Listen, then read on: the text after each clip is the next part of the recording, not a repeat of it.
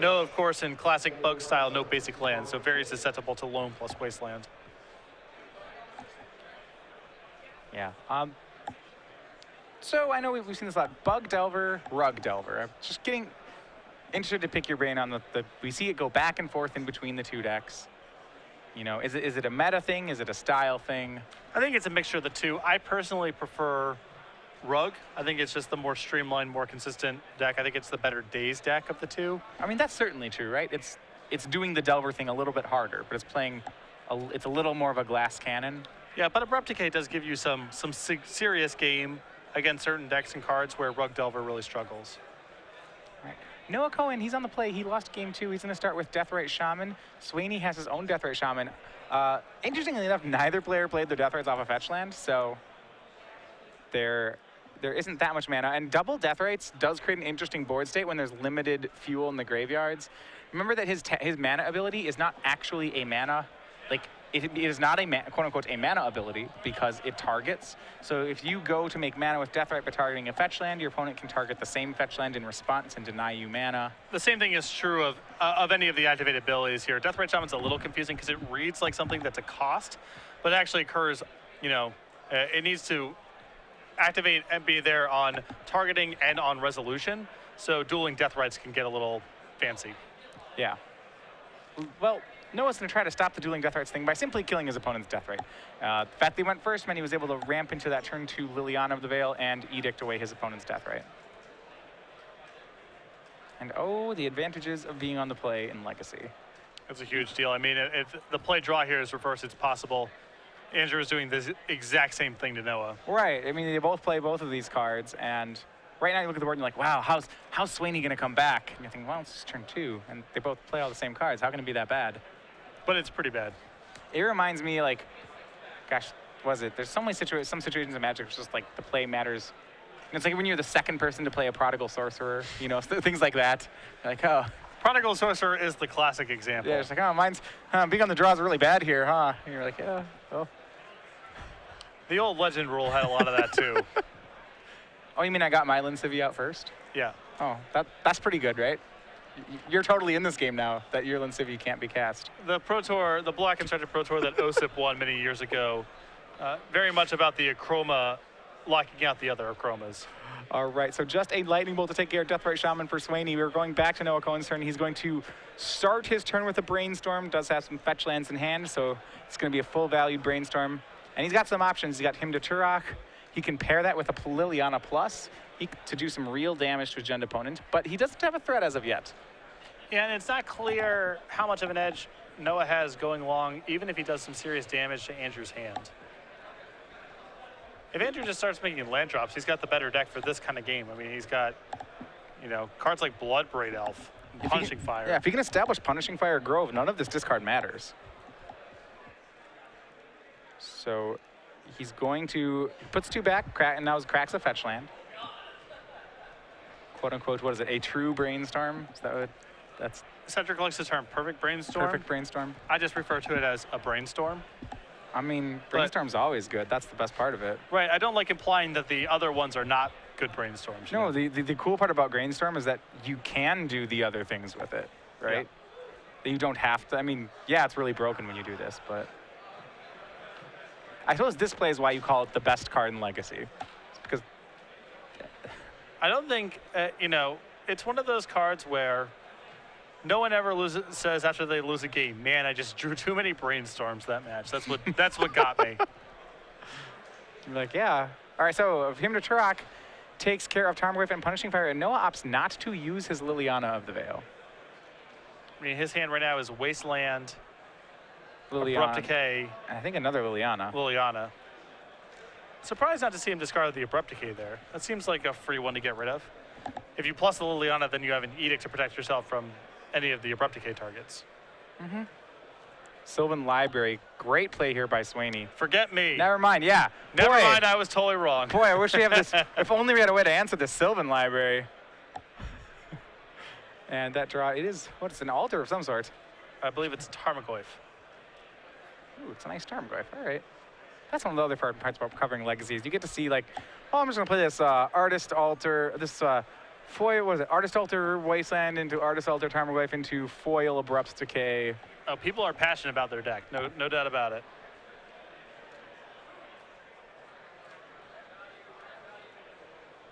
I was exploring how much it would cost just to get like a set of altered ponders. And I was like, oh man, boy, Legacy's an investment. Well, now in fairness, awesome the altered ponders are not a prerequisite to be able to play in the tournament. No, not at all, but you want to have them. Right. Man, all these Legacy staples just got so expensive. Because I want them to be really big ponder. Like altered ponders. If you're going to cast Ponder, you should cast it in style. I would ask which Ponder art you is the one you would cast, but I don't know if you've ever cast Ponder. I have not, no. Okay. Oh, no, that's not true. I put in some Delver decks. Like blue-red Delver, just straight 2-color? The one with Chain Lightnings? I like the Lorwyn one myself. So the Merfolk one on it? Yeah. I like the one which is like a full art where the guy is like reaching up to a giant... Oh, the promo? Promo one? Yeah. I don't play with cards that showed up in the mail. That's I've heard not my thing. Yu-Gi-Oh! Had to come out of a pack. I've heard enthusiasts call it the Spirit Bomb Ponder. Apparently. I only kind of get that reference, but it sounds sweet. So Noah here, unfortunately, cut off of great mana there, just stuck with some incastables in his hand. And he did take one of the Sylvan Library bonus cards. So, and right now, yeah, it seems like he's just drawing more cards here. We have 2 basics in play for Swaney, Forest and Swamp, 2 duels in play for Noah. And Swaney has the Sylvan Library going. You have to like the Jund player in this situation. For sure. Things can get really ugly if Noah draws a green source of mana and locks this hand, but as it currently stands here, Andrew with a pretty huge edge. Well, Noah's going to try to break parity here. He plays a Dark Confidant. Remember, neither player with a 3rd land yet. If I was Andrew, I'd probably be a little bit more aggressive with this Sylvan Library and just try to burn through. Getting the first land here is really important. I'm a big fan of the pay 8 on the first shot if you're playing against a deck that's not really going to tax your life total. Well, but it's not free against Bug Delver, but I mean, you're not going to have to convince me too hard that paying life to draw extra cards is a bad thing. Yep. Drawing cards always feels like winning. But he's got to, I think it looks like Andrew just took one of the cards there, but he's got to start churning a little bit here. All right, he gets Wasteland for the turn and Deathrite Shaman. I really like that turn. We see Bob is going to reveal a Hymn to Turok. That deals 2 to him, down to 14. And didn't hit a land despite the extra card. And that was, I think, a key juncture to hit the land, too. Cohen went from 2 land mana sources down to 1, whereas Swaney went from 2 up to 3. Swaney can hit 4 next turn. Suddenly he's playing 2 real cards per turn, whereas Noah's playing 0. And Noah's hand is all 2s. So it's at this critical point where he draws a green source of mana and unlocks his whole hand. And if he gets hit with another Wasteland, then he's so far away from being able to cast anything that the game may just be out of reach. I mean, it's like the real land that Noah wants is land 4. That's where he probably starts dominating the game. You know, it's like he's playing 1 spell turn. He gets to play on 2, and his 4 is when he probably gets to suddenly turn the corner and get an advantage. Yeah. And that just seems like so far out at this point. So we see Swaney brings a lightning bolt to the Dark Confidant. And it looks as though Noah has drawn out of it.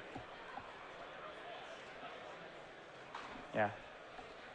Clock is accurate here. We have about 7 minutes left in the round. You may have round called for the main part of the Swiss, but this timer is correct here. There's an extension for the players.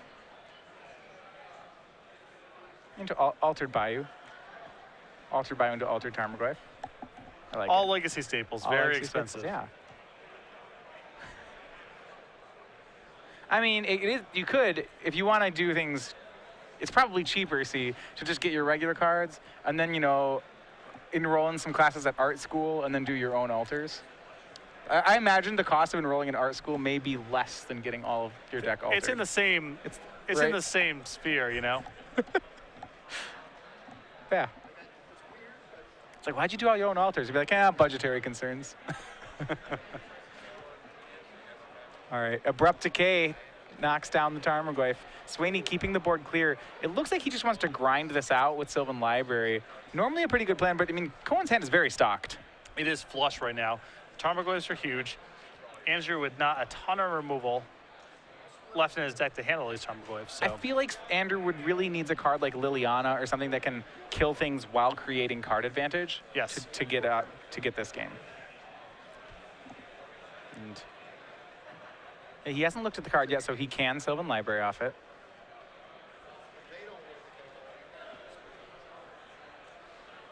It's going to, looks like he may keep one bonus card here. We will get a confirmation on whether he's drawing one or two. It's hard to tell at the moment. Yeah, looks like it's two. It is an undecided. Yeah, he draws two, so he's going to go down to 7. Those are expensive bonus cards. But he does get a land there, and he does have a fetch land. That's going to work out really well with Sylvan Library. And he's going to Maelstrom Pulse the Tarmogoyf. But if Andrew's able to successfully fend off these Tarmogoyfs, there's not a lot left in Noah's deck that can really get the job done from here. Well, Andrew needs to survive until he starts getting what, like Blood Braids, right? Blood Braids are a big one, or get Punishing Fire plus Grove online. Yeah, it does seem like Swaney's having some difficulty getting any of his big card advantage going. Noah's going to go ahead and I like what he's doing here. He's going to fight the fight over the card selection. He Abrupt Decays the Sylvan Library. Swaney cracks a fetch land. Remember, he did leave one card on top of that library that he wasn't happy with. If Noah's approaching the point where he kind of feels he needs to steal the game, he's way more likely to be able to do that with his Tarmogoyf if Sylvan Library is not in play. So Deathrite Shaman's a little bit threatening, but I think at this point Noah needs to bank on Tarmogoyf's just going to be randomly good and my opponent won't be able to handle it. I can't have him looking at cards. Draw there for Swaney. So yeah, Bloodbraid Elf, that was one of the guys to say, Bloodbraid Elf, Liliana, or Punishing Grove. Bloodbraid is the draw for Swaney, and now we get to see the deck do what it is supposed to do. Or starts getting that real card advantage. This could be anywhere from a brick to something like Liliana. Gonna cascade. Oh, wow. And named. I was saying some of the important cards are Bloodbraid and Liliana, so maybe he'll just cast both of them this turn. Yeah, that's the big one right there. Yeah. So much advantage, so much card advantage here. You're doing it all without playing blue. That's the remarkable part. They gave a little love to some of the other colors. To be fair, I don't know if blue would want Bloodbraid Elf. It's the 3/2 haste isn't really. You have to be in the doesn't market really feel for like attackers. a card. Yeah. It's good against planeswalkers. I mean, maybe you'd want it for that. Yeah, I can attack a planeswalker. And you play the best part is you can unsummon it with your own Jace, and so you could just keep recasting it. Yeah. You could like brainstorm cards on top of your deck, unsummon it with Jace, recast it. It could be this engine. It'd be a little expensive, but or you can just do what Andrew's doing. Just beat down. Yep, uses the Liliana to plus it. The Liliana is taken down, but another Bloodbraid by Andrew. Bloodbraid Elf into Bloodbraid Elf. If you ever played back during Cascade Jund, you're all too familiar with how good this start can be. Yeah. He's going to Thoughtseize away the Tarmogoyf. And Noah's hand that seemingly was stocked with 2-drops is now down to just a Hymn to Turok. These were pretty perfect cascades here for Andrew. Have Noah down to 5, and I don't think can he survive this turn? He has Thoughtseize and Hymn to Turok. It looks like he's going to die to these Bloodbraids next turn. He'll pass, gonna make his opponent turn the card sideways. Andrew's gonna do it, and that is game. Andrew Swaney with Jund moves to 4-1, defeating Noah Cohen's Bug Delver deck. And that was sort of I think that was a pretty quintessential game of why Jund is favored in the matchup. Just better at playing nuts and bolts Magic than something like Bug Delver is. A lot more power for creature-oriented matchups, and I think Bloodbraid is the best card that either of these decks bring to the table in this sort of matchup. I think it's really fascinating. So Bloodbraid Elf, to me, is like one of the only 4-mana sorcery speed cards that sees play in Legacy that doesn't immediately win the game when you play it. It's close. Yeah. No, it is one of the few. It is one of the few but it is part of Jun's game plan of just, get value, get value, get value. Right. And it's looking to play a longer game anyway, so. Oh, yeah.